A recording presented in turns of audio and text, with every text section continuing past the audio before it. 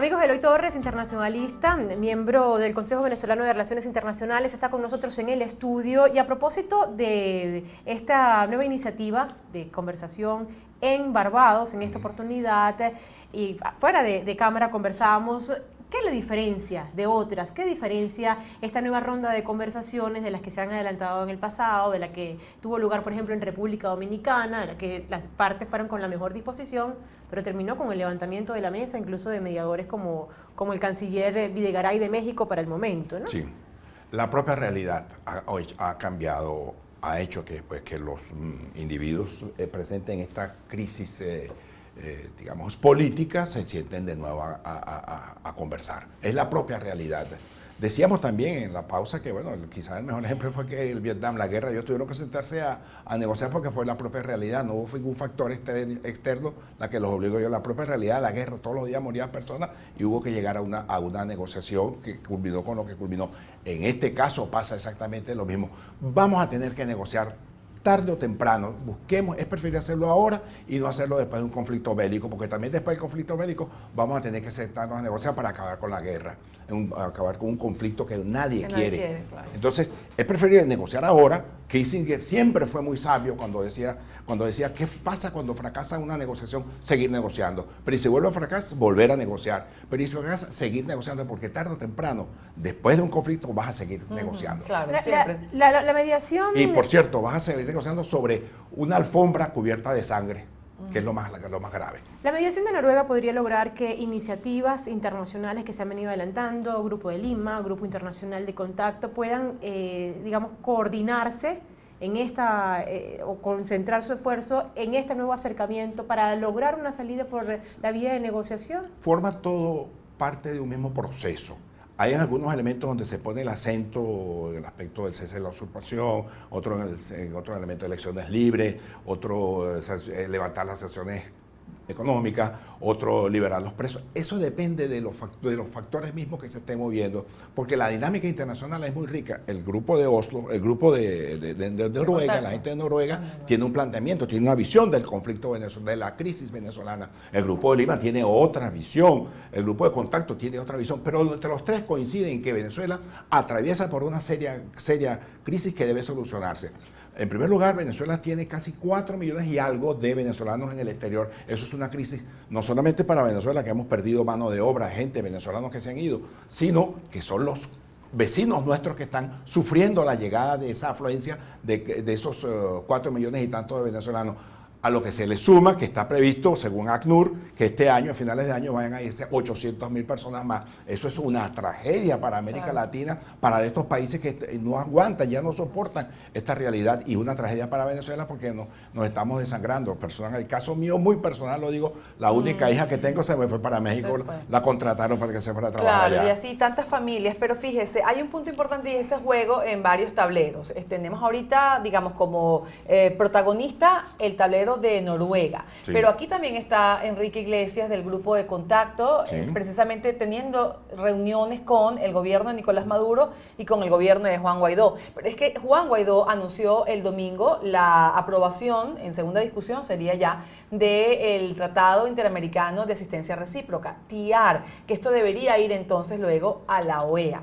¿Qué estaría planteado aquí? ¿Cómo utilizar realmente? ¿Cómo tenerlo como una herramienta posible a la cual echar mano? ¿En qué caso podría ser? Bueno, el TIAR. En paralelo, porque estamos manejándolo en paralelo con esta negociación en Barbados. Sí. Ambas noticias salieron al mismo tiempo. Ambos elementos, ambas situaciones forman parte de un mismo proceso. Me explico.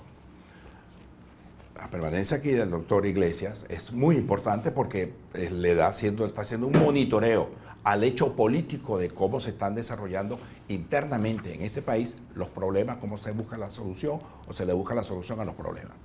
El TIAR, vamos a ser bien concretos con esto, el Tratado Interamericano de Asistencia Recíproca, que tiene su origen en el año 1947, es la concreción de un proceso de occidentalizar a Venezuela y a todos los países de América Latina. Cuando habla de occidentalizar, porque es que Venezuela estaba saliendo, el mundo estaba saliendo de una guerra, la guerra contra la Alemania, Japón e Italia, y se inscribió en una visión occidentalista frente a las pretensiones de la Unión Soviética de apoderarse de buena parte del mundo. Ajá.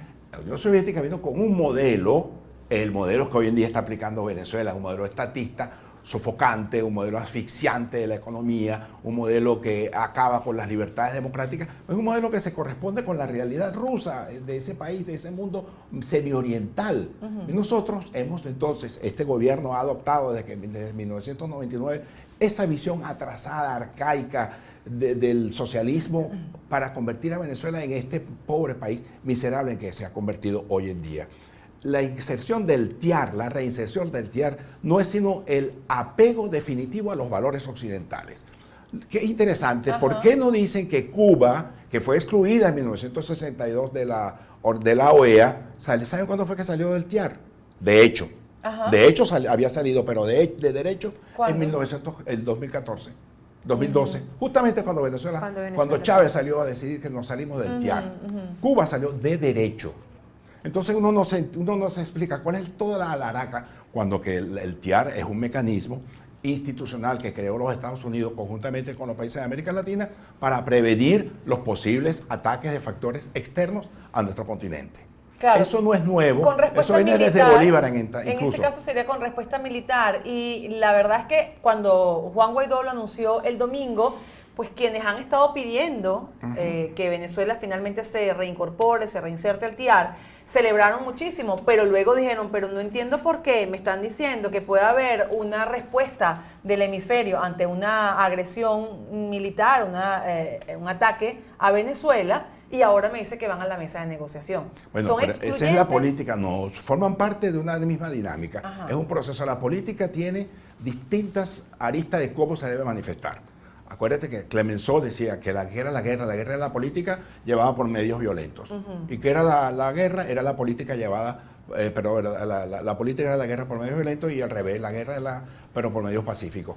En este sentido, lo del TIAR forma parte de una misma dinámica, igualmente que el proceso de negociación, como decían ustedes, pues son varios tableros que están sobre la mesa. Sí, mire, tenemos información de último minuto, nos están indicando, y es que bueno, ya el expresidente de Argentina, Fernando de la Rúa, se encontraba en muy mal estado de salud, y lo acaba de confirmar su presidente actual, Mauricio Macri, que ha fallecido.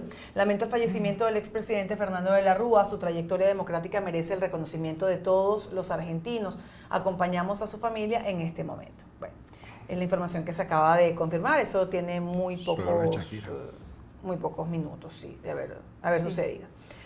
Bueno, siguiendo con este tema, claro, no son excluyentes, pero realmente es aplicable el TIAR, es lo que hemos visto, porque hay un sector de la oposición que sí dice que se puede aplicar en cualquier momento. La pregunta de un experto como usted, sí, esos factores minoritarios, por cierto, de la oposición, quienes aparentemente por desconocimiento, aparentemente creo que no han leído bien la Constitución, cuando invocan el famoso artículo 187.11, ahí no dice que hay que llamar aquí a tropas norteamericanas de otros países a invadir Venezuela. En ninguna parte dice eso, simplemente es la autorización, algo que por cierto estaba en la Constitución de 1961, que era la autorización de funcionamiento de misiones militares en Venezuela. Aquí existían misiones militares que lo sacó Chávez en 1999-2000 cuando llegó al poder, que estaban en Fuerte Tiuna. Así que eso no es nada. Lo que pasa es que están inventando, están creando una falsa expectativa en este país, que es que Guaidó puede llamar a incorporarse al TIAR, puede invocar el 187. Y a fuerzas militares, a que vengan sí, no tiene nada que ver una cosa con la otra. Entonces eso tiene una especie como de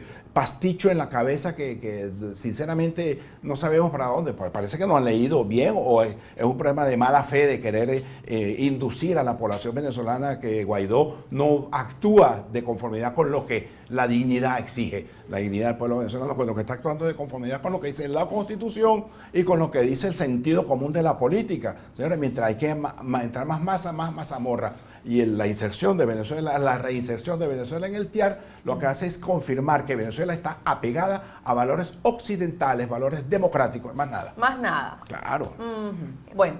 Queda claro entonces. Muchísimas gracias a ustedes, por habernos acompañado acá. Eloy Torres, internacionalista, analista internacional, miembro del Consejo Venezolano de Relaciones Internacionales. Hicimos una pregunta al inicio del programa, probablemente usted pueda responder. Vamos a recordarla y le preguntamos, a ver, Dice, representante del presidente encargado Juan Guaidó y el régimen de Nicolás Maduro continuarán negociaciones en Barbados. ¿Cree usted que este nuevo encuentro solucione la crisis o la extienda? ¿Qué diría usted? ¿La soluciona o la extiende? No sabemos, pero sí abre las puertas para una solución. Bueno, veremos. Mañana o pasado mañana, pero lo vamos a encontrar. Vamos Porque a ver la qué solución sucede. puede venir después, incluso, después de un conflicto bélico, que es lo que yo no quiero.